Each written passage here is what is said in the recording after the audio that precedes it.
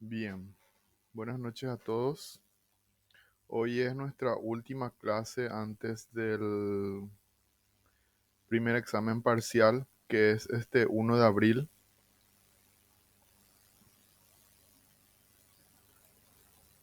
Quiero compartir con ustedes mi pantalla. Al final de la clase vamos a hablar un poco del examen y podemos aclarar las dudas que tengan ahí.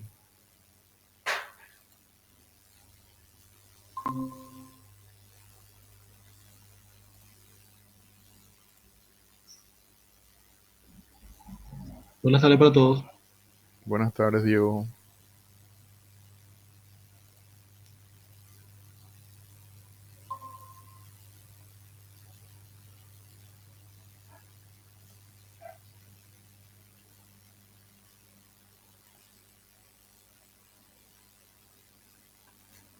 ¿Se ve ahí la pantalla? Sí, profe, se ve. Dale. Bien, la clase de hoy, los objetivos de la clase de hoy es definir memoria primaria y secundaria, conocer el funcionamiento de la memoria principal, profundizar conocimientos sobre el funcionamiento de las memorias magnéticas, las memorias ópticas, las memorias flash y sus tecnologías, e identificar las aplicaciones de las CMOS y sus ventajas. Conocer las características de la memoria caché. Esta es la primera parte de la clase de hoy. Tenemos dos partes. Almacenamiento secundario, que es esta primera parte. Luego vamos a hablar de dispositivos de unidades de entrada y salida en la segunda parte. Contenido hoy, almacenamiento primario, conceptos, localidades de almacenamiento y direcciones, tecnologías CMOS para almacenamiento, ROM, RAM, función, tipos, dinámicas y estáticas, memoria caché, niveles y tipos. Continuamos con almacenamiento secundario, definición, conceptos relacionados, tecnología magnética, principio de grabación magnética, el disco duro, organización lógica, pistas, sectores y cilindros, tiempos de acceso, tiempo de latencia y tiempo de entrada y salida. Almacenamiento primario, memoria principal, memoria interna o memoria RAM. Se los conoce con esas denominaciones a este tipo de memoria. Primario, principal, interna o RAM, estamos hablando de lo mismo. Todos conocen lo que es la memoria RAM, ¿verdad?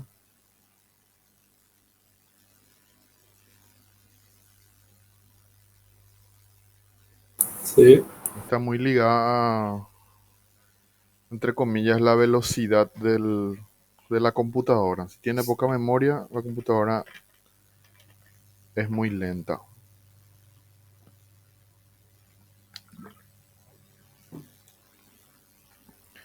Bien, ¿qué dice la definición?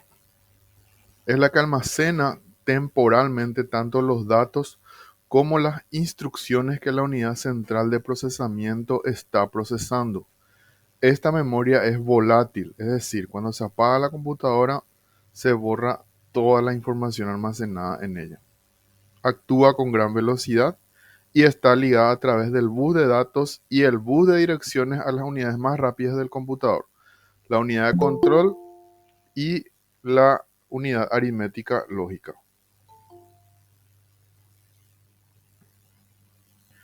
La historia de la memoria RAM.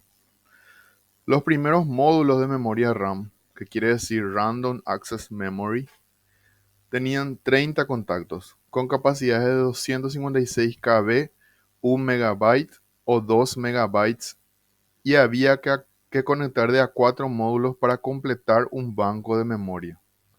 Se denominaban SIM. En mi época al menos usábamos todavía las memorias tipo SIM.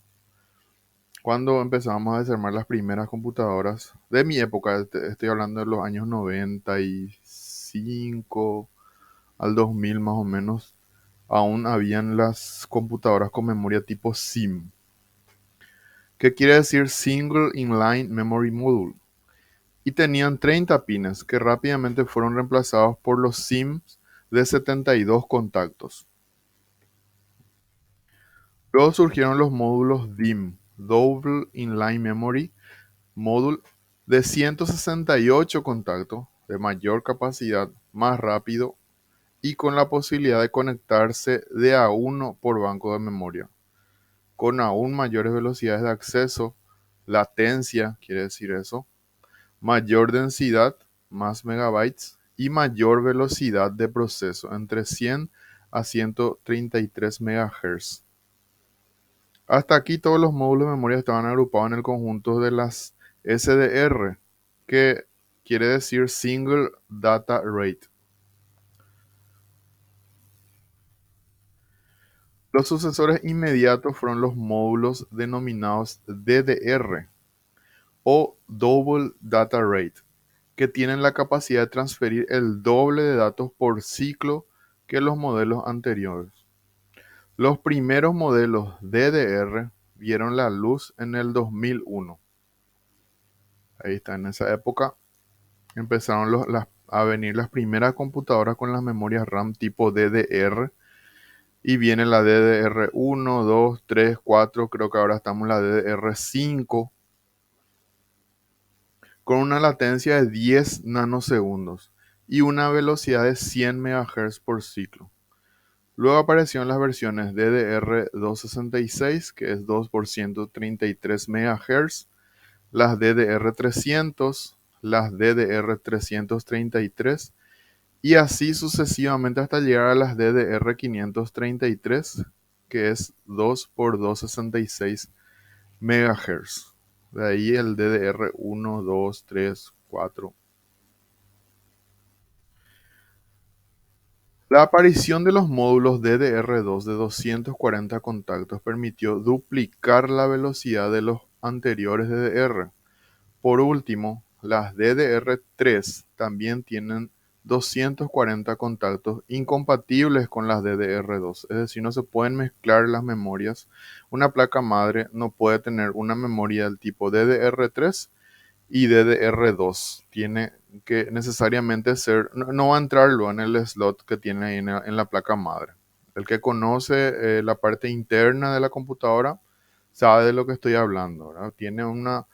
La memoria tiene una mueca, un largo que se ubica dentro de la placa madre y esa mueca no coincide, o sea, es imposible meter esa memoria dentro de ese slot de la placa madre, si no es el modelo al que corresponde.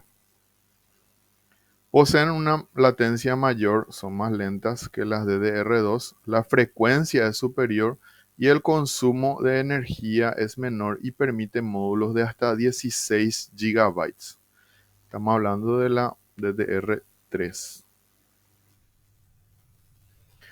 Los primeros módulos DDR podían funcionar en single channel, es decir, cada memoria tenía un solo canal de comunicación.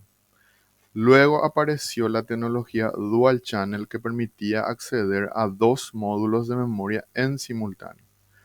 Luego, el triple canal es exclusivo de las memorias DDR3.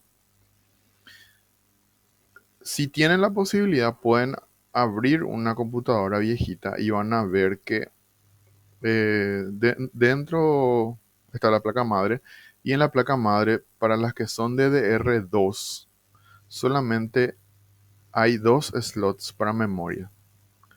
Sin embargo, las DDR3 ya te permiten conectar más memoria RAM en una sola placa madre.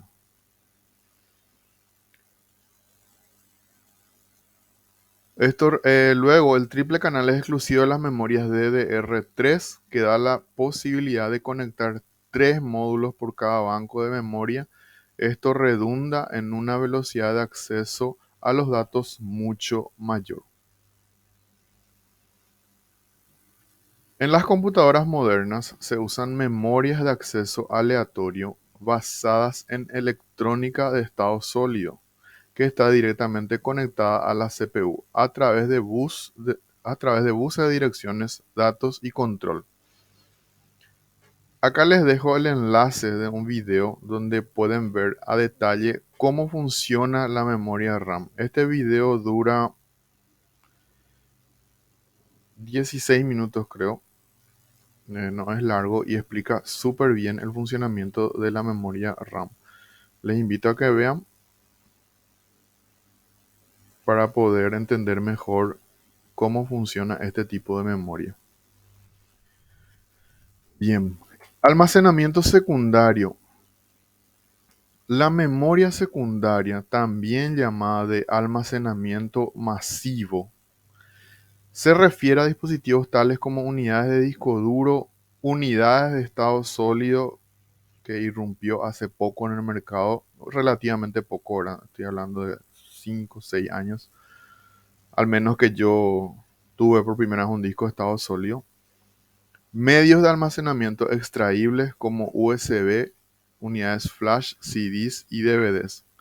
Si bien la memoria secundaria es mucho más lenta que la memoria principal, generalmente ofrece una capacidad de almacenamiento mucho mayor. Además, la memoria secundaria no es volátil, por lo tanto se utiliza para almacenar datos permanentes. Acá les dejo, para no hacer muy larga la clase, les dejo 3 videos diferentes que tratan cada tipo de almacenamiento secundario de acuerdo a la tecnología que utilizan. Las magnéticas, las ópticas y las flash, que son los discos de estados sólidos.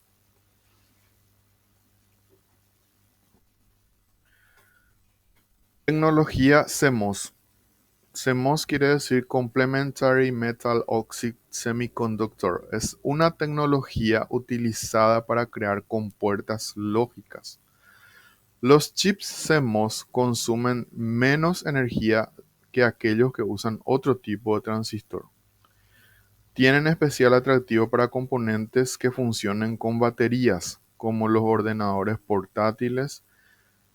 Los ordenadores de sobremesa también contienen dispositivos de memoria CMOS de bajo consumo para almacenar la fecha, hora y configuraciones, que es el BIOS. ¿Saben lo que es el BIOS?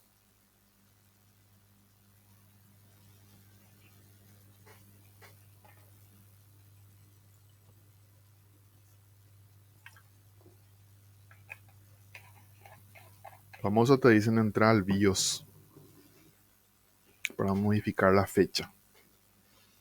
El BIOS es la pantalla que aparece si es que en la mayoría de los modelos, al menos cuando arrancamos la computadora, al apretar la tecla suprimir, aparece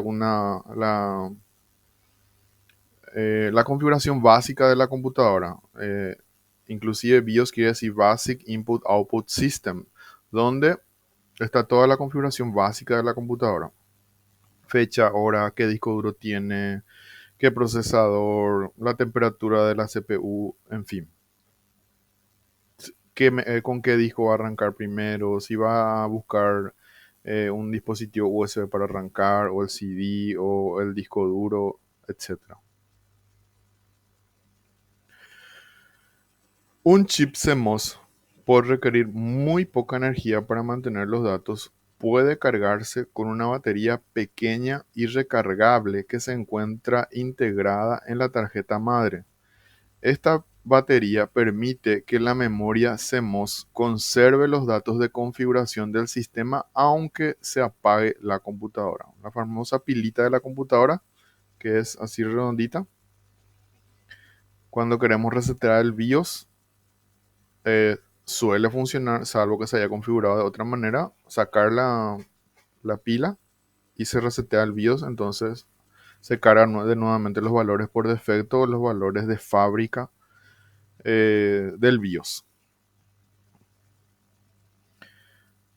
Por ejemplo, para agregar mayor velocidad de memoria RAM, los datos en la CMOS se actualizan al ejecutar el programa de configuración de CMOS. Si nosotros agregamos memoria RAM, si tenemos 4 slots de memoria, teníamos por ejemplo 2 de 4 GB.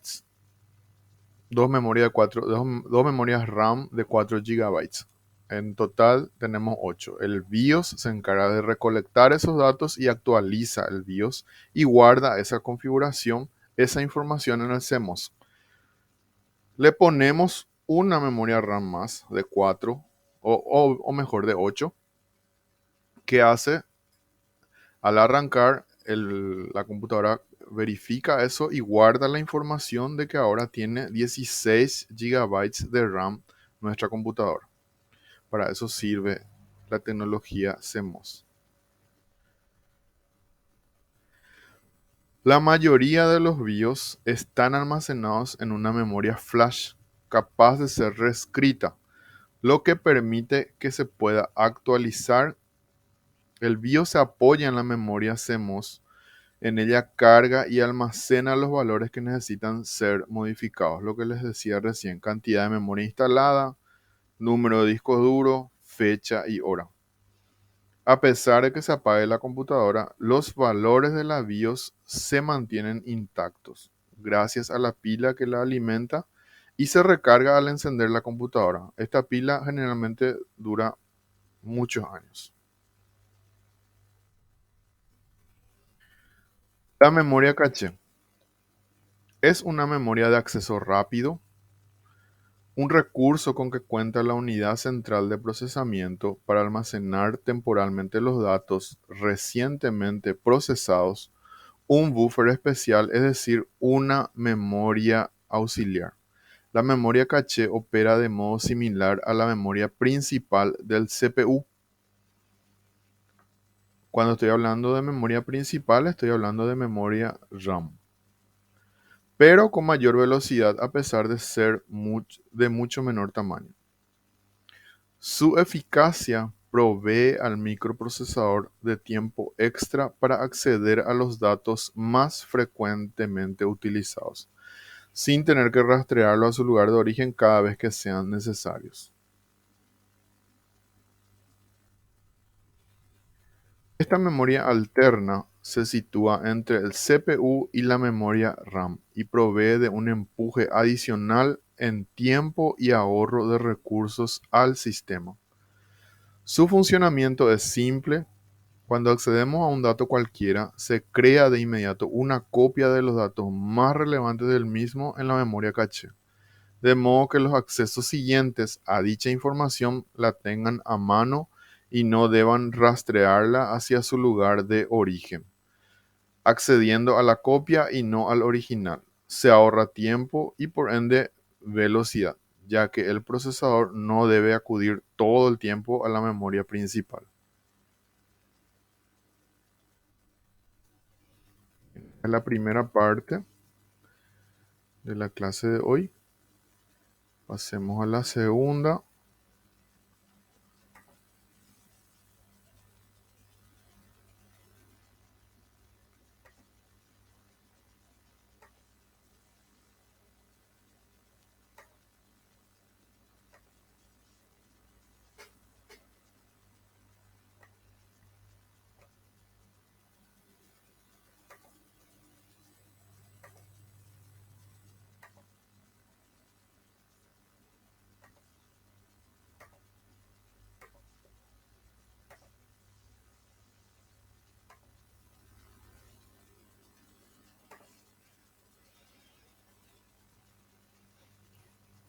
Definir unidades de entrada-salida, identificar los componentes de la comunicación entre CPU, memoria y los dispositivos de entrada-salida, conocer los diferentes periféricos y sus funcionalidades, identificar las interfaces y puertos externos, los tipos de conexión. Vamos a ver las unidades de entrada-salida, los conceptos, los componentes en la comunicación periférico, procesador, memoria, interfaces, los tipos, puertos, tipos serial, paralelo, la arquitectura USB, acceso directo a memoria, acceso indirecto a memoria, dispositivos de entrada, salida o entrada, salida.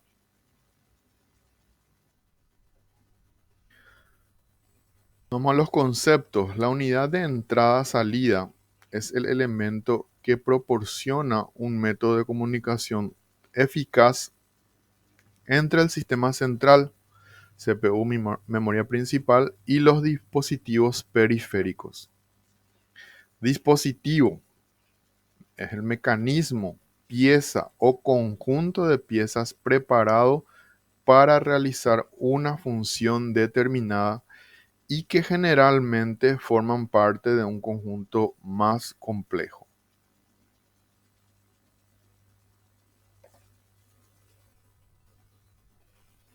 Dispositivos periféricos son los dispositivos que se encuentran fuera del ordenador y se conectan a la placa a través de los puertos o conectores externos que están ubicados en la parte frontal o posterior del computador.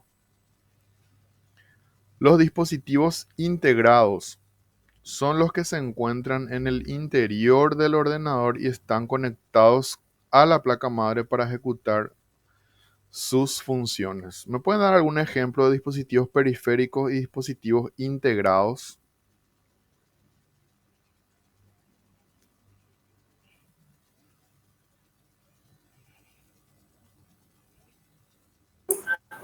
Periféricos podría ser teclado, mouse y integrado, por ejemplo, la tarjeta de sonido.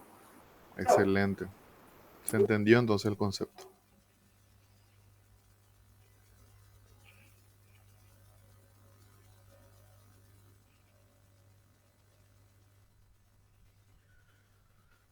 Componentes del hardware. Todo sistema informático básico está compuesto por la unidad central de proceso y periférica. En la unidad central se realizan todas las operaciones matemáticas lógicas y los periféricos se encargan de almacenar la información y comunicarse. ¿Comunicarse con quién? Con otros periféricos, con otro sistema o con el usuario. Medios de entrada-salida son el conjunto de elementos mediante los cuales podemos introducir datos a la computadora y o ver los resultados obtenidos con sus operaciones. Por ejemplo, teclado, mouse, lápiz óptico, monitor, impresora, plotter, etc. Llamados genéricamente periféricos o dispositivos de entrada y salida. ¿Cómo define periféricos Alberto Prieto Espinosa, el autor de nuestro libro de cabecera? Periférico es cualquier dispositivo del computador que no sean sus unidades centrales. Se denominan periféricos tanto a las unidades a través de las cuales la CPU se comunica con el exterior como a los sistemas que archivan información. Existe una gran variedad de periféricos, todos sabemos eso, clasificados según sus funciones. De entrada, exclusivamente de salida, están los de entrada y salida y los de almacenamiento. Profe, Señor, ¿ese concepto de periféricos se mantiene igual o modifica en el caso de la notebook, tratándose de los teclados y la pantalla? ¿qué dice acá? Periférico es cualquier dispositivo del computador que no sean sus unidades centrales. Ahí está, la clave. Y Pero en la ese clase concepto, anterior habíamos visto cuáles son las unidades centrales del computador. ¿Alguien recuerda cuáles son las unidades centrales del computador o qué conforman las unidades centrales del computador? Y respondiendo a tu pregunta específica, sí se mantiene este concepto porque sea notebook, tablet, teléfono, eh, a ver, creo que ahí se está confundiendo. La notebook tiene todo integrado, ¿verdad? Eso es lo que me querés decir, ¿verdad, Raúl? Sí, sí, así es. Tiene el teclado, todo en una misma, llamémosle cajita. Ujú, Sin embargo, en la computadora de escritorio tenés la CPU por un lado, al lado el monitor, el teclado y el mouse. así es. Pero la definición dice, ¿verdad? Es cualquier dispositivo del computador que no sean sus unidades centrales. O sea, la unidad central está compuesta por... ¿Alguien me puede ayudar?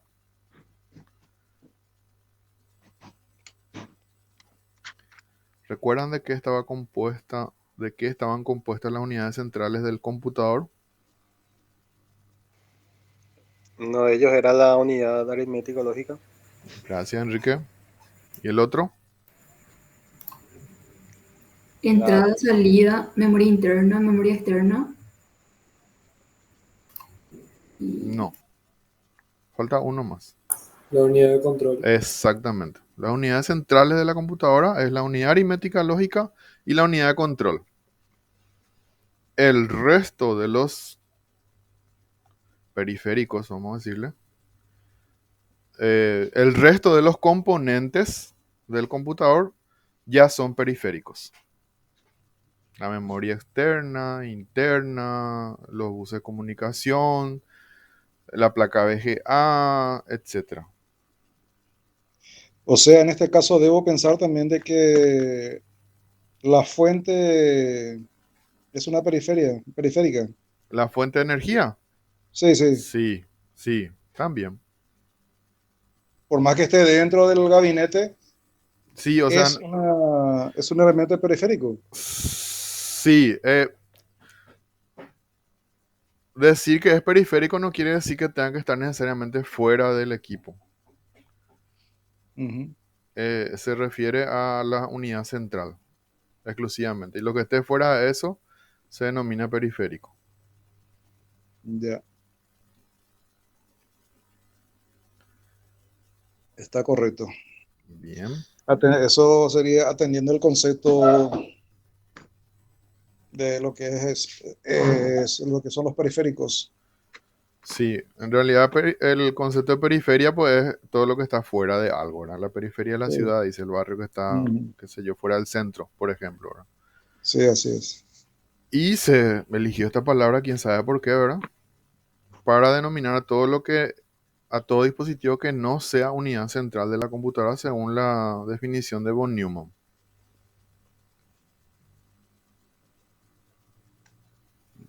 Interesante tu pregunta, Raúl, realmente.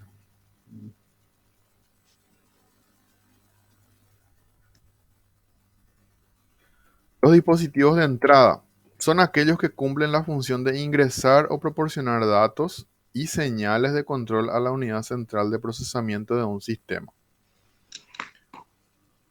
Acá tenemos el lápiz óptico, mouse, webcam, escáner, micrófono. Este creo que es la pizarra digital. Los dispositivos de entrada clásicos. El ratón o mouse controla el cursor en la pantalla. Tipos. Estos dos primeros al menos creo que ya no existen. El mecánico y el optomecánico. Llegaron a conocer los mouse de antes que tenían la bolita adentro.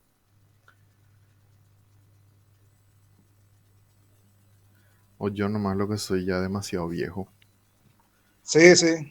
Sí, profe. ¿Vos llegaste a usar, Raúl? Bueno, la verdad que no. Llegué a usar con las bolitas, tipo Pollana. Y no sé si recuerdan, o sea, a mí me tocó al menos tener que sacar la bolita esa y limpiar porque juntaba polvo o pelusa y por eso dejaba de funcionar bien. Después cuando vino el mouse óptico fue un alivio para mí.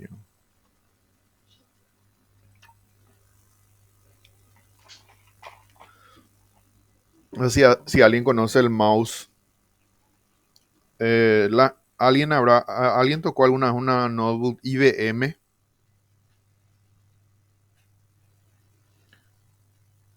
con el mouse, eso que parecía como una palanquita. No es el Horrible. que parecía un botoncito rojo, ¿no? Sí, exactamente. Horrible era usar ese.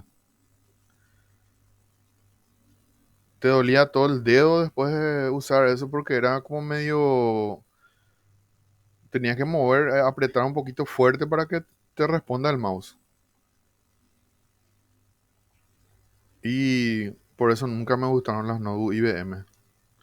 Ahora ya vienen con el mousepad, ¿verdad? Que posicionas el dedito ahí en el cuadradito y se mueve, ¿verdad?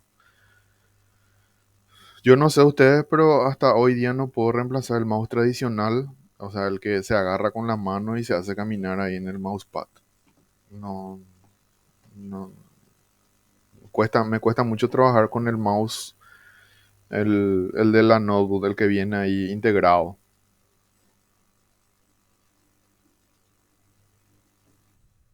Bien, De hecho, seguimos. que la Sí, mouse es más práctico, sí, o sea, porque además de moverle al ratoncito te da las opciones de tocar sus otros contactos que tiene ahí. sí está, Tiene tipo botoncito que te permite dar la vuelta para adelante, para atrás, y los botones de izquierda y derecha. sí, sí, totalmente. Y creo que, o sea, con la notebook se puede hacer eso, pero yo intenté, ¿verdad? Sé hacer, pero me cuesta. O sea, es muy poco práctico. Y el movimiento con el mouse en la mano es más natural que estar moviendo el dedo ahí en el, en la notebook. El caso de los teclados. Su función, crear texto, escribir. Los tipos de membrana, mecánico, ergonómico. Membrana también es un mouse de la vieja escuela.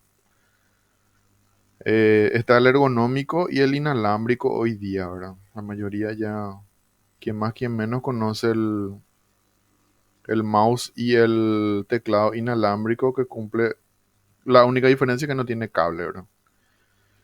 Y ahí podemos hablar de, a veces hay problemas de señal, si hay dos o tres personas usando mouse inalámbrico, de repente se cruzan las frecuencias, me pasó eso. Y creo que sigue siendo muy difícil reemplazar al que es con cable. Pero cuestión de gustos. Y de practicidad y funcionalidad. Dispositivos de entradas clásicos. El escáner, su función es digitalizar datos. Tenemos los flatbed, que es tipo una fotocopiadora. La manual. Y el lector de código de barras. Son escáneres.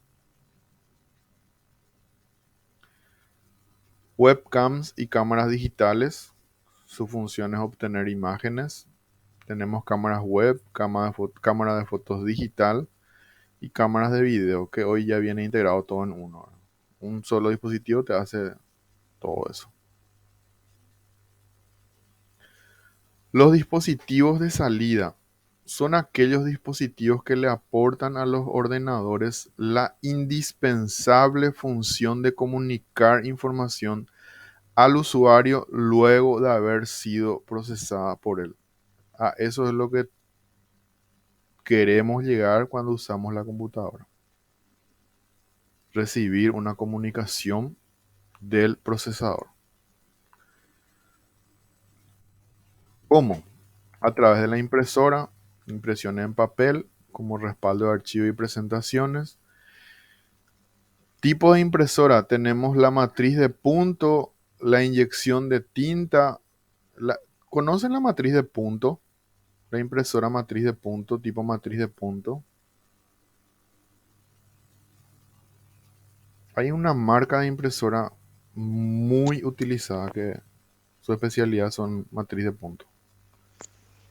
No es la Epson, creo que era. Exactamente, la Epson. La Epson es número uno creo que en impresoras matriz de puntos. Las impresoras de tickets, las impresoras LX300, que son un poco más angostas. Está la LX2190, que es más ancha, que imprime con los papeles, no recuerdo el nombre. En mi trabajo antes usamos, ahora ya no usamos. Formulario continuo. Alguien que trabajó o trabaja en TI. O se sigue usando, hasta hoy día se sigue usando, pero ya se está reemplazando casi todo por las impresoras multifunción, que son las tipo láser. Ahora tenemos acá falta la impresora térmica, que se usa en los cajeros automáticos. He visto que Super 6 ya reemplazó todas sus impresoras matriciales por impresoras térmicas. Em, Cajeros, a ver, las impresoras portátiles que usan los cobradores. A ver si vieron alguna vez. La gente que viene ahí con el celular y tiene una impresorita ahí en su mochila y te imprime tu ticket y te entrega. Y las impresoras 3D, que es lo último de lo último, ¿verdad? ¿Alguien ya tuvo la oportunidad de ver cómo funciona una impresora 3D? ¿Qué puede llegar a ser?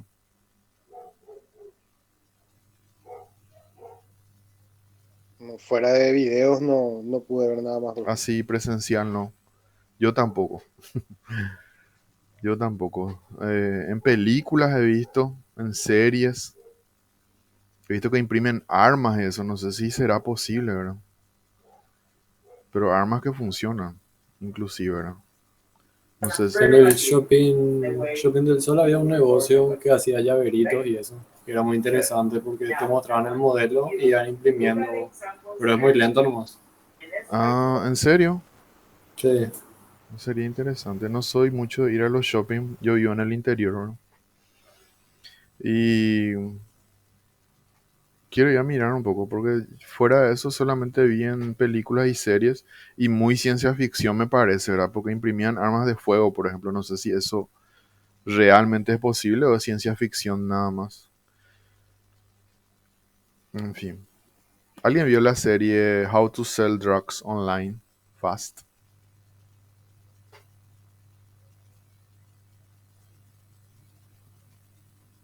Nadie. ¿Cómo vender drogas en internet rápido? ¿Nunca vieron? Creo que está en Netflix, pero no llegué a ver. Está en Netflix. Muy interesante es. Tienen que mirar un poco. Ahí hay también un capítulo con impresora en 3D.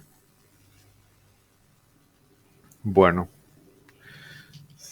Profe, sí, la impresora que sobrevive mucho tiempo a los avances es la que viene con la mariposa, que se utiliza bastante para imprimir recibos en los negocios. y esa es la matriz de punto. Esa es. Esa es la matricial, la que hace ruido, ¿verdad? Sí, sí, Ah, de una forma redonda y con sus aletas, por eso le dicen también mariposa. y esa es la matriz de punto. Y sí, hasta hoy día se utiliza. Es muy utilizado, es muy económico. Y eh, práctico para los recibos. es muy práctico, sí. Yo tengo un negocio donde tengo mi impresora de tickets con que es matriz de puntos. Y es Epson justamente, ¿verdad? Tengo la experiencia de las impresoras térmicas, que son mucho más rápidas. En donde yo trabajo se imprimen gran cantidad, así tickets así muy largos. La gente que va a Super 6, por ejemplo, se puede dar cuenta de eso. Se habrá dado cuenta de eso que creo que un año o 2 años atrás era matricial.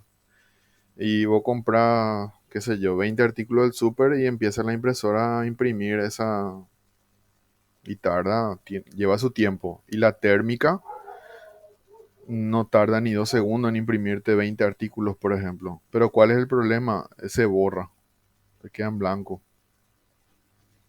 Por eso no le ganan otra vez a la matriz de punto, a la matricial. En cuanto a eso, ¿verdad? Vos 5 o 6 meses después y tu ticket se quedó en blanco. No sé si ahora habrá mejorado el papel o todo eso, pero es un contra de las impresoras térmicas. Es muy rápido, ese es su pro, pero su contra es la información en el papel que emite no dura mucho tiempo. Otros dispositivos clásicos de salida son las bocinas, altavoces y auriculares. Permite escuchar diferentes formatos de sonido desde el ordenador. Están los parlantes sencillos de escritorio, los cuadrafónicos, los envolventes, los audífonos. Hoy tenemos el Bluetooth. No sé qué va a venir mañana. Va a tener un chip ahí en la oreja y va a tener para escuchar. No sé.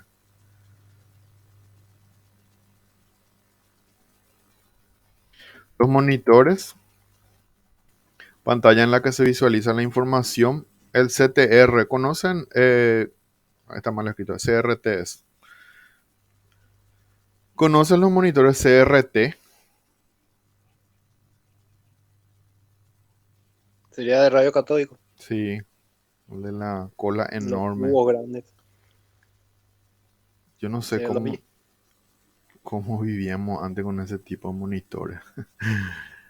Pero era lo que se usaba antes, esos enormes monitores, o sea, era enorme su estructura, ¿verdad? O sea, la pantalla realmente siempre fue de 15 a 17 pulgadas para computadoras de escritorio, pero tenían esa cola enorme ahí que ocupaba muchísimo espacio. Después vinieron las LCD, las PDP y las LED, ¿verdad? Que hoy día prácticamente en cualquier escritorio caben súper bien y son muy prácticas. Están los monitores táctiles, que ya se usan muchísimo también. En los bancos, por ejemplo, cuando entras y eh, pones tu número de cédula y te imprime un tiquecito de tu eh, orden de atención, por decirlo de alguna manera. En realidad, vos llegas al banco y ellos te atienden como se les canta al final.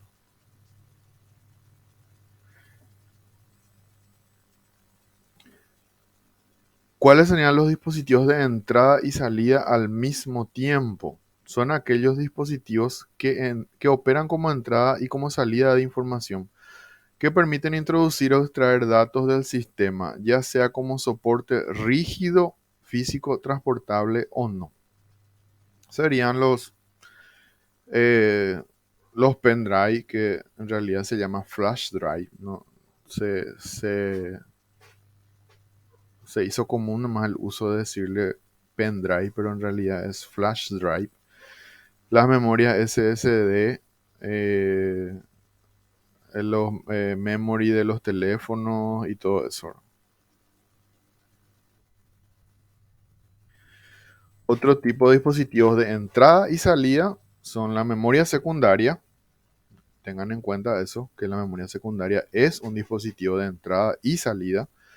Son los discos ópticos magnéticos de los estados sólidos. El módem, un dispositivo que convierte la señal analógica a digital, transmite y envía información a otros dispositivos.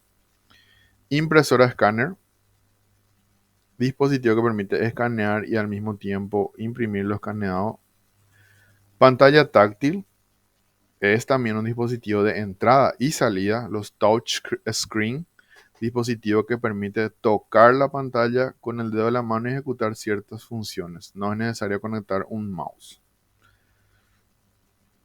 Diademas telefónicas permiten escuchar y hablar al mismo tiempo por un mismo dispositivo. Las tarjetas de red, los smartphones son también dispositivos de entrada y salida.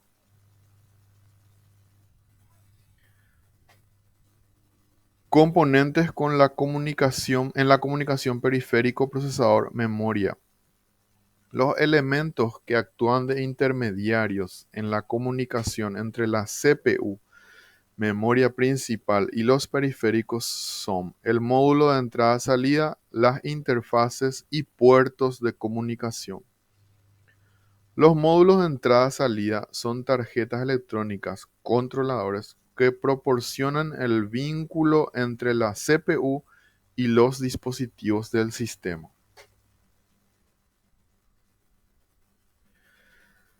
La interfaz en informática es la conexión que se da de manera física y a nivel de utilidad entre dispositivos o sistemas que intercambian información.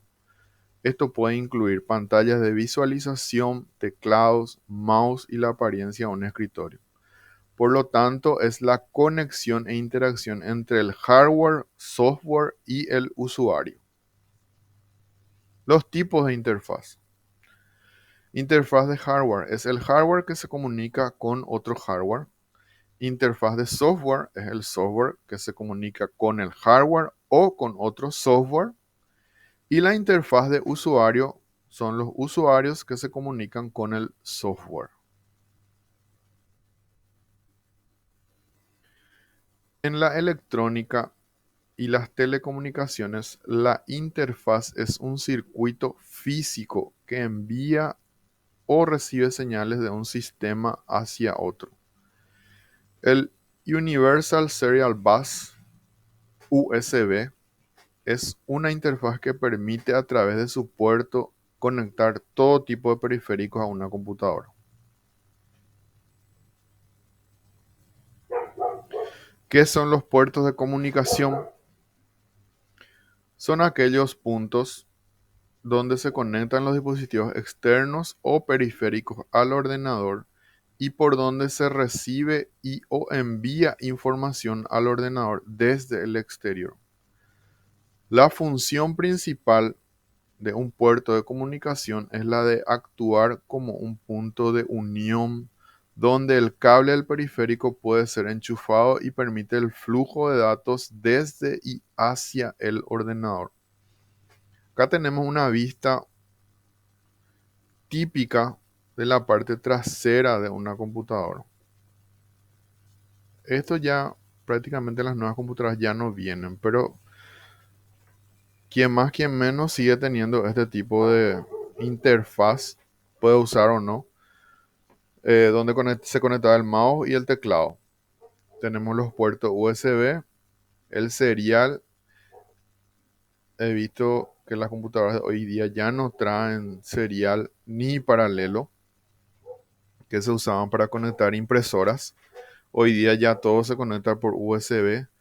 VGA, hoy viene también computadoras con salidas HDMI. El puerto LAN o la interfaz LAN donde se conecta el cable de red. Y las entradas de audio, entrada y salida de audio. Se conecta los altavoces. Acá se puede conectar para grabar, por ejemplo. Yo usaba para conectar una consola a mi computadora y grabar, por ejemplo, una asamblea. En mi caso, en la cooperativa, ¿verdad? Había asamblea, yo tenía que grabar todo lo que la gente decía, entonces usaba esa entrada de línea. La salida para los parlantes y el micrófono propiamente dicho.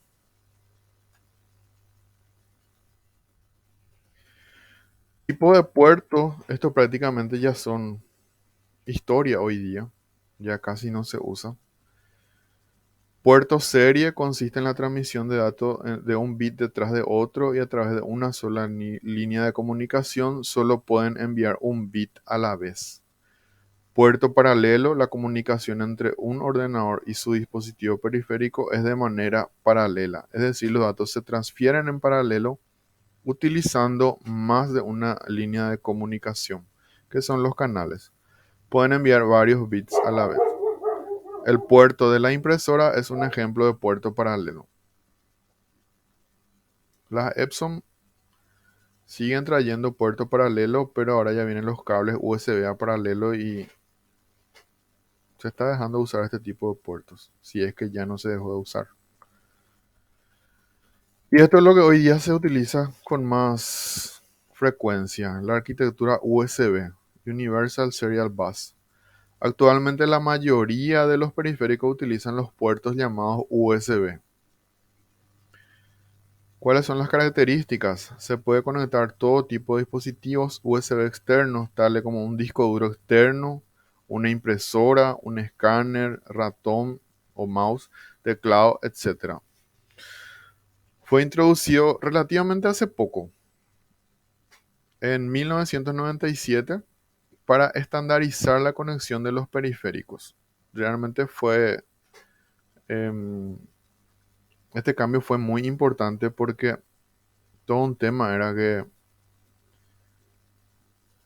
querés usar, a ver, qué sé yo, dos impresoras, por ejemplo. Tener una impresora a chorro que te imprime color y otra impresora que sea matriz de punto para imprimir los recibos, así como dijo Raúl. Y la impresora a color querés usar para imprimir tu reporte, tus carteles, etcétera, pero tenés una sola computadora. ¿Y qué pasaba? O no tenías las conexiones para hacer eso. Tenías que sacar uno, poner el otro, en fin. Y con esto, con los USB, se resolvió ese problema, ¿no? Ahora, otro problema que hubo es que las computadoras venían con muy pocos puertos USB, pero después vinieron los hub USB. ¿Qué son estos? Que te convierte una salida USB en 3 o 4 salidas más y ahí tenés más lugar para conectar tus cosas. Su característica principal es que son plug and play, enchufar y usar, que significa que se pueden conectar y desconectar con el ordenador encendido.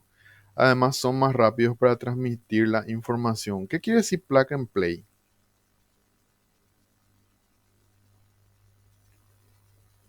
Así, en la práctica, ¿qué quiere decir que yo enchufo y uso?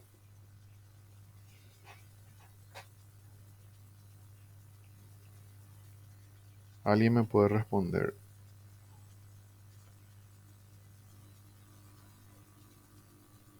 Matías, ¿qué quiere decir plug and play?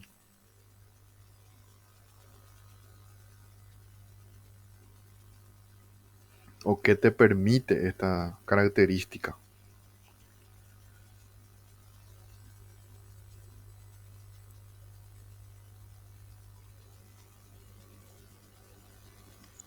Si decís que permite, diría que transferir más rápido información de una computadora a otra. Sí, pero lo principal, al menos yo que soy de la vieja escuela, es que te evita o te ahorra el trabajo de tener que configurar el dispositivo. Vos enchufás al USB y el dispositivo se comunica con la computadora y el sistema operativo se encarga de configurar ese dispositivo, reconocer qué es, instalar los controladores y ya está listo para usar. Eso quiere decir plug and play. Que vos no necesitas hacer ninguna configuración para que funcione. En la mayoría de los dispositivos hay, o no sé, también creo que ya no hay dispositivos que necesiten ser configurados. Las impresoras multifunción en red, de repente sí, ¿verdad? Porque el sistema operativo no va a saber que hay una impresora en red, pero hay software que descargas y hace una búsqueda de los dispositivos e instala, ¿verdad? Es tipo un plug and play medio artesanal, ¿verdad? Pero es más práctico que antes. Antes tenías que tener el CD de instalación del dispositivo. Ese CD tenías que usar, o si no, no funcionaba o no quería funcionar. Descargabas de internet, a veces le iba, a veces no le iba. O sea, todo un drama era. Hoy día es enchufar, se reconoce y ya funciona.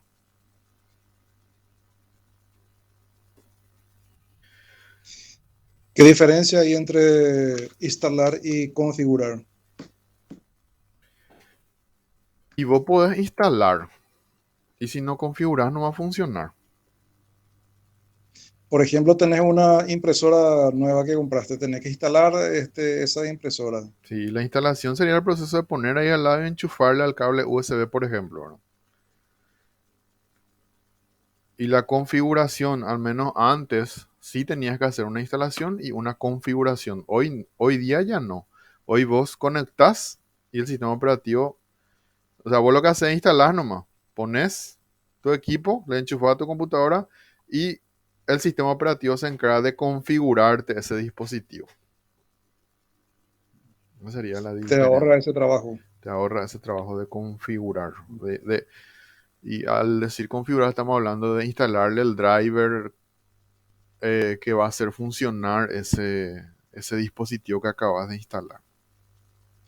Porque si tenés instalado dos impresoras a tu máquina, de hecho, tenés que tener las dos tipos instalados. Sí, y tenés la lista de impresoras. O sea, vos tenés varias impresoras conectadas a tu computadora y en la parte de impresoras te aparecen todas las impresoras que tenés instaladas. Ujú. Y vos elegís cuál es el predeterminado, cuál va.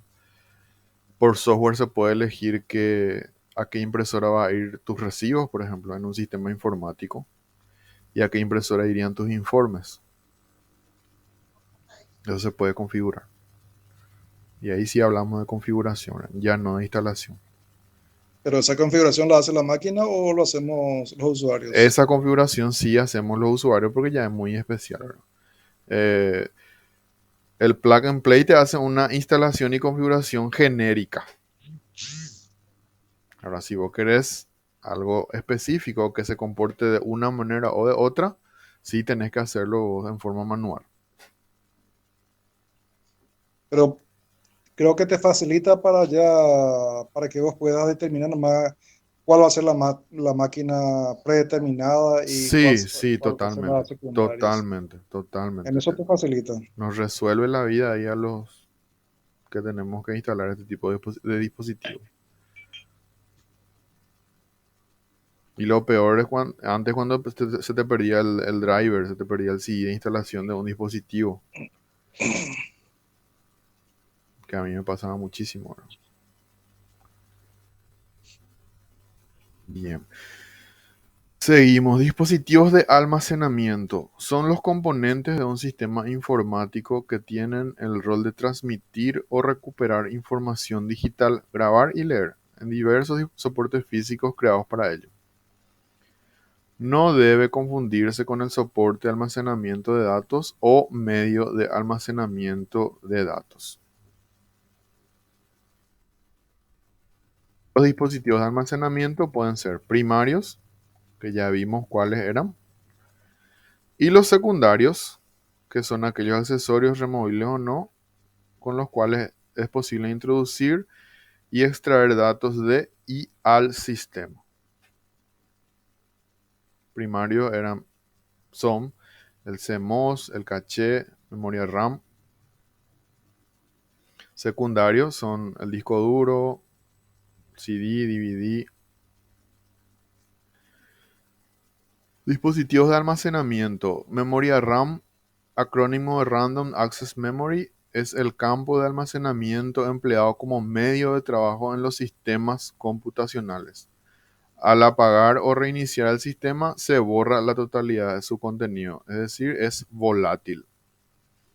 La memoria ROM, que es el acrónimo de Read Only Memory, es un medio de almacenamiento que contiene datos vitales para el funcionamiento básico del sistema computacional y su sistema operativo primario. Es decir, ahí vienen los valores de fábrica de una computadora. ¿Sería la BIOS, por ejemplo, profe? Sí, no, la BIOS no. La BIOS guarda información y se actualiza la información cuando vos cambias un componente. La Ah, memoria correcto. ROM te guarda exclusivamente la información que viene de fábrica del equipo. No se le puede escribir más nada. No, ya no se le puede ¿Qué escribir. podría ser esa información que viene de fábrica? El, el MAC address, cada equipo, no sé si conocen ustedes la definición de MAC address, cada equipo en el mundo tiene una única dirección MAC address. ¿Qué tipo de placa madre es? ¿Qué capacidad tiene? El fabricante. O sea, ese tipo de información básica viene en la memoria ROM. Si es de 32, 64 bits. Toda la información básica de la computadora. El BIOS guarda otro tipo de información. ¿Qué hace el BIOS? El BIOS guarda la fecha y hora, por ejemplo. y la fecha y hora cambia cada segundo. O sea, el tiempo al menos cambia cada segundo y eso él va guardando. O sea, estaba trabajando ahí con la pilita esa que tiene ahí dentro. Si le instalas más memoria, el BIOS guarda esa información, actualiza esa información y guarda, ¿verdad? Y te mantiene ahí en línea, te mantiene ahí guardado hasta que hagas un otro cambio. ¿Y el sistema operativo dónde se guarda? ¿Dónde se El aloja? sistema operativo está alojado en el disco externo, en el dispositivo de almacenamiento secundario. ¿Cómo funciona? Cuando arrancamos nuestra computadora, el disco, el almacenamiento secundario carga en la memoria RAM y funciona nuestro sistema operativo. O sea, para que un programa funcione, tiene que estar sí o sí alojado en la memoria RAM. ¿Y de dónde obtiene la memoria RAM? Del dispositivo de almacenamiento secundario, en este caso el disco duro. El sistema operativo está instalado en el disco duro. La memoria RAM es solamente en tiempo de ejecución.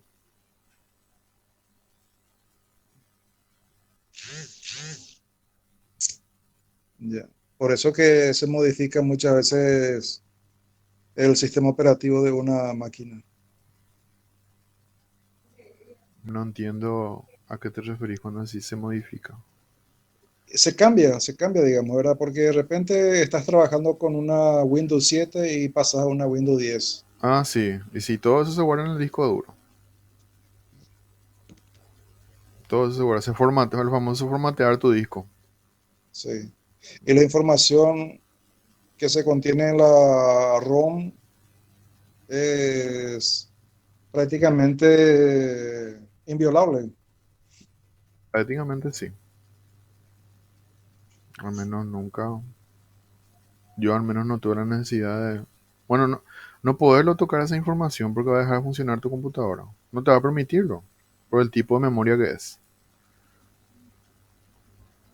Lo máximo que puedo hacer es cargar los valores de fábrica nuevamente.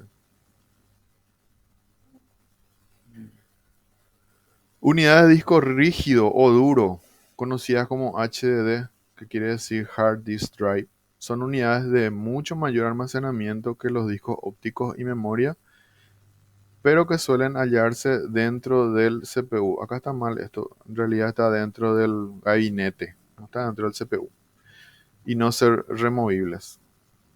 Unidades de disco duro portátiles, versión removible y externa al disco rígido, se conecta al computador a través de sus puertos de entrada-salida y pueden albergar grandes cantidades de información. Cuando habla de un elemento externo, no se estaría refiriendo a que le está tratando como si fuese una periférica. Sí, siempre, Y por eso le dice externa. exactamente. Pero el disco duro es también un periférico, según la definición de Sí. Alberto Prietoro. Ujú. Y por eso dice que es un elemento externo. Sí, exactamente. No porque necesariamente tenga que estar fuera del gabinete, está dentro del gabinete, así como la fuente, ¿verdad? Sí, Está dentro del gabinete, digamos, es un elemento interno del gabinete, pero es un elemento periférico. sí, exactamente. Unidades de Blu-ray, formato de disco óptico nueva generación, dotada de mucha capacidad, mucha mayor capacidad de almacenamiento y calidad de lectura, ya que el láser empleado para dicha lectura es de color azul en vez del rojo tradicional. Unidades zip. Unidades zip. ¿Será que ahora ustedes vieron las unidades zip? Eran como unos cartuchos de videojuegos antiguos que se usaban para hacer backup de los sistemas antiguos. Hoy día ya no se usa eso. Y fueron reemplazados por las memorias flash. Las unidades de memoria flash conectadas al equipo a través de, esto es lo que les decía, en realidad el pendrive que la mayoría utiliza es el flash drive. Conectado al equipo a través de USB o firewire, permiten soporte de información en formato portátil, compatible con cámaras digitales y agendas electrónicas. Estas son las memorias estas que tienen las cámaras ahí dentro y estos son los flash drive o pen drive, como se lo conoce mayormente. Unidades de tarjeta de memoria. Con la memoria flash, los dispositivos portátiles de memoria o tarjeta de memoria permiten el manejo físico de información a gran escala a través de puertos USB. Y lo que hoy en día se utiliza muchísimo, el almacenamiento en la nube. El desarrollo de los sistemas de almacenaje en línea y de las altas velocidades de transmisión de datos en Internet han permitido usarlo como un dispositivo de lectura y escritura, por lo que muchos confían, y sí que confiamos ahora, nuestros archivos a la nube en lugar de a medios físicos. ¿Por qué resalto el tema de confiar? Porque en realidad el almacenamiento en la nube es un concepto utópico, ¿verdad? No existe eso. No es que se va tu dato y se almacena allá arriba en la nube. En realidad se está almacenando en el equipo de otra persona o de otra empresa, pero finalmente en un equipo, ¿verdad? Al que tiene acceso a alguna persona. Tú, cuando almacenas tus archivos en la nube, envías y guardas en otra computadora. Pero es un concepto, ¿verdad? Válido, totalmente. Y muy utilizado, ¿verdad? Con el Drive o el Google Drive pasa muchísimo. OneDrive pasa eso. Bien. Hasta aquí es nuestro contenido para el primer parcial. Quiero compartir con ustedes la guía del primer examen parcial.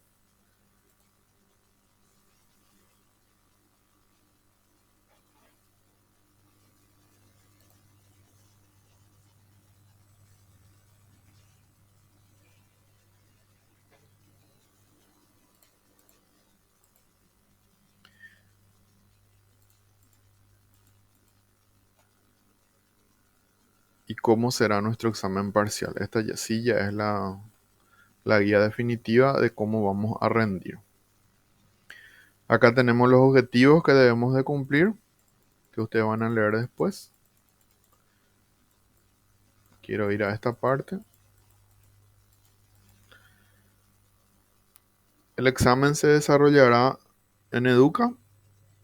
Va a ser una actividad individual a través de la actividad de cuestionario. Va a haber preguntas del tipo opción múltiple, verdadero, falso y emparejamiento. Todas las unidades, todo el contenido desarrollado en las unidades 1 y 2 incluyen. Pongo hasta el 26 de marzo porque este 26 de marzo se entrega la última actividad, que es el último foro.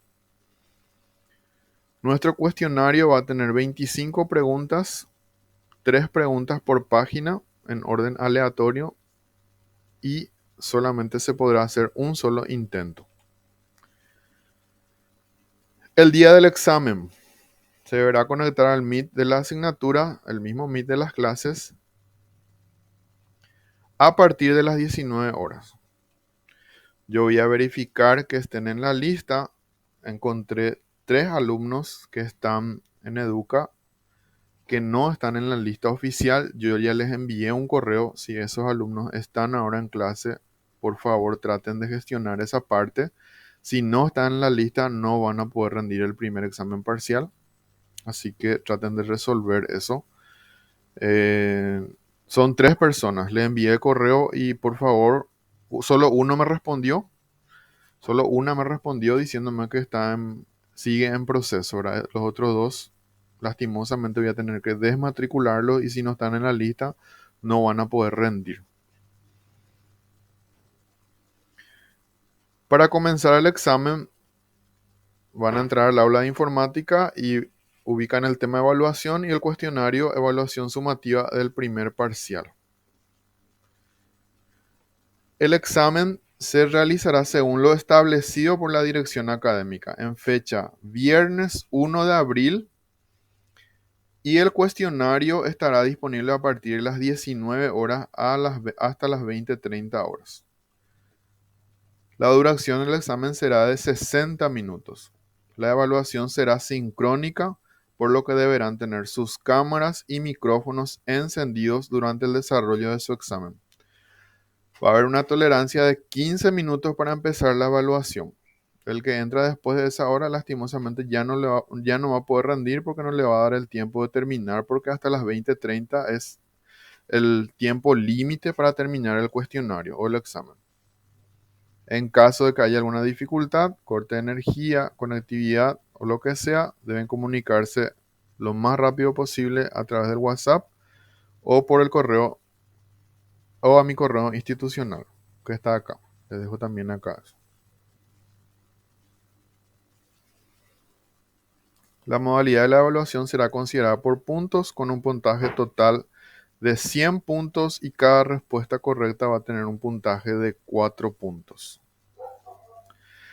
La revisión del examen será sincrónica, es decir, vamos a tener una clase sincrónica y fijamos eso para el lunes 11 de abril del 2022, tenía que decir acá, disculpen, a las 19 horas, que es nuestro día de clase usual. ¿Alguna consulta sobre el examen?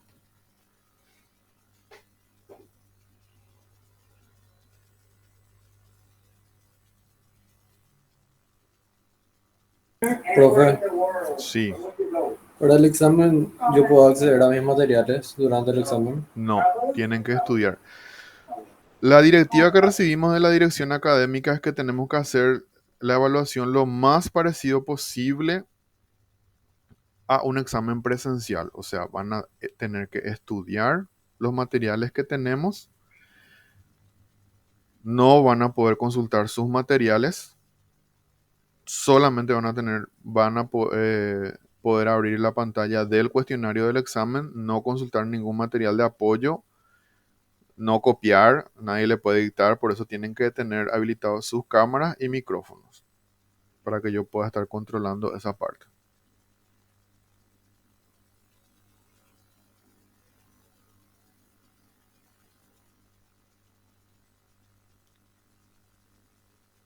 ¿Alguna otra consulta?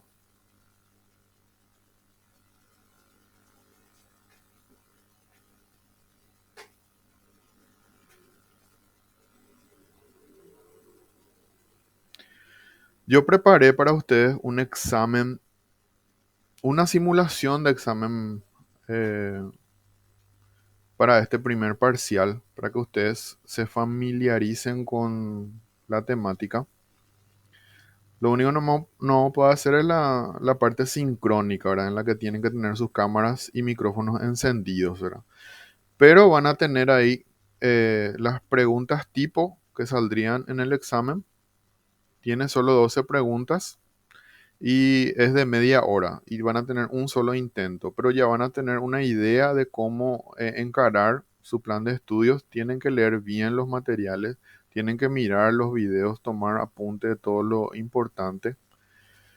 No les pido que memoricen, no es necesario memorizar. Si leen bien el material van a poder terminar el examen en 15-20 minutos, ya que no van a escribir, van a tener opción múltiple, verdadero o falso y emparejamiento, no van a tener que escribir conceptos. Así que con una buena lectura de los materiales, por eso consideré muy importante esos cuestionarios, porque no eran trabajos en realidad lo que entregaban cada sábado, son simples cuestionarios, ¿verdad? Que les obligaba a usted a leer los materiales para poder responder las preguntas.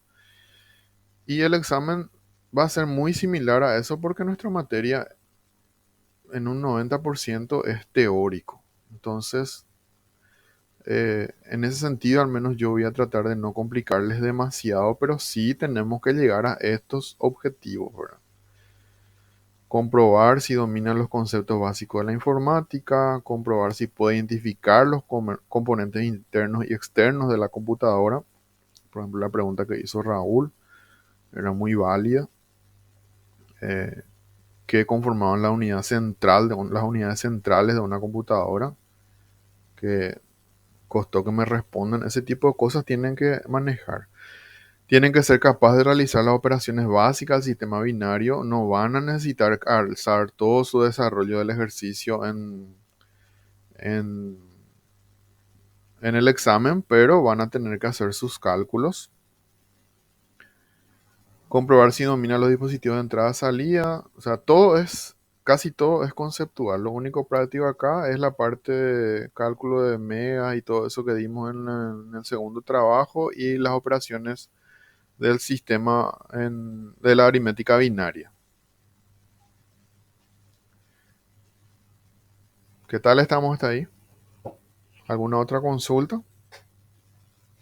Profe, usted dijo que el examen va a estar ahí en Educa.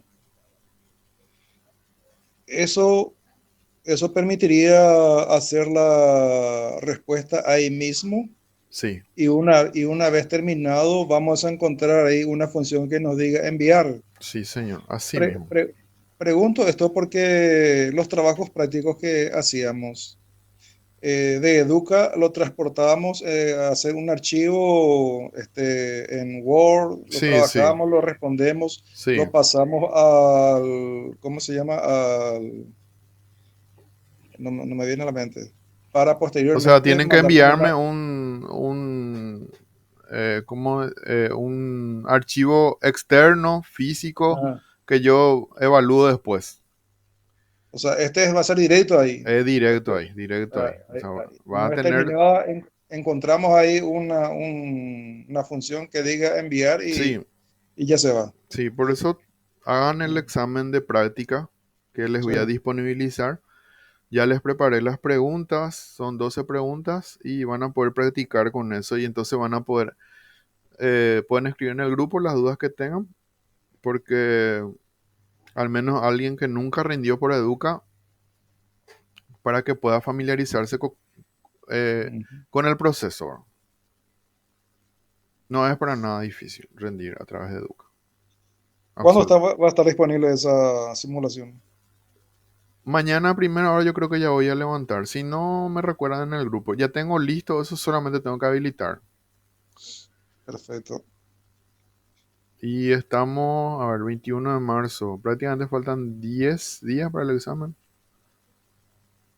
Sí, ¿verdad? Hay tiempo suficiente, lean. Traten de hacer el examen, la prueba formativa que les preparé para que lleguen ya más cómodos para el día del examen Profe, parcial. Sí, Rocío. ¿y esa prueba formativa hasta cuándo estaría disponible? O sea, mañana habilitas y hasta qué día podríamos completar. Voy a evaluar eso con la gente de dirección académica. En realidad ellos no querían que yo haga eso, ¿verdad? Pero yo sí les dije que porque ustedes son estudiantes de primer año, necesitan aclimatación con el portal y todo eso. Y voy a ver eso. Ok, profe, gracias. Profe, ¿y qué hay del foro que tiene vencimiento 26 de este mes? Usted dijo. Ah, sí, cierto. Gracias, Raúl, por recordarme. La actividad de esta semana. Casi nos saltamos de eso. Van a hacer un foro similar al anterior. Acá tienen la guía. ¿Cuáles son los objetivos que deben cumplir? Acá les dejé qué páginas del libro pueden leer o deben leer para completar esta actividad y seguir las indicaciones que tenemos acá en la guía. Ingresar al foro, responder las preguntas enumeradas. Lo mismo que hicimos todos los que están acá en el aula hoy día entregaron sus trabajos. Creo que sí. Sí, profe. Excelente. Eso me preocupa un poquito porque están oficialmente 16 alumnos inscriptos. Uno tiene firma. Entonces 15 trabajos yo tendría que recibir cada vez que tenemos este tipo de actividades y estoy recibiendo en un promedio de 7 a 9. Y el único denso fue representación de la información. Los otros eran cuestionarios, así que, bueno, lo que van a hacer es leer la guía de lo que tienen que hacer, por favor. Lean la guía que les indica el paso a paso de lo que tienen que cumplir para este foro. El foro anterior vamos a considerar todavía de prueba, o sea, no voy a ser tan estricto con los puntajes y de cumplir exactamente con la guía, pero este trabajo sí, ya necesito que lean la guía, hagan todo lo que les pide esta guía. Así como dice, para poder llegar al objetivo. Bueno, ¿y qué es lo que van a hacer? Entra el primero, agarra la primera pregunta, responde. Luego el segundo y así sucesivamente. Tienen que colaborar con otro compañero de algún concepto.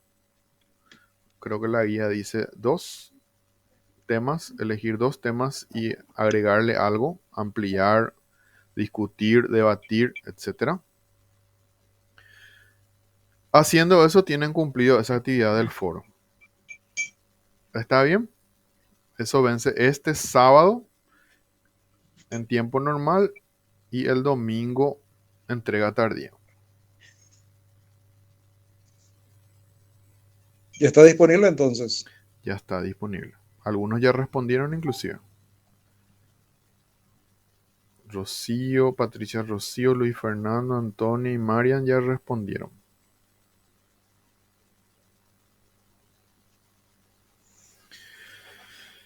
¿Alguna otra consulta?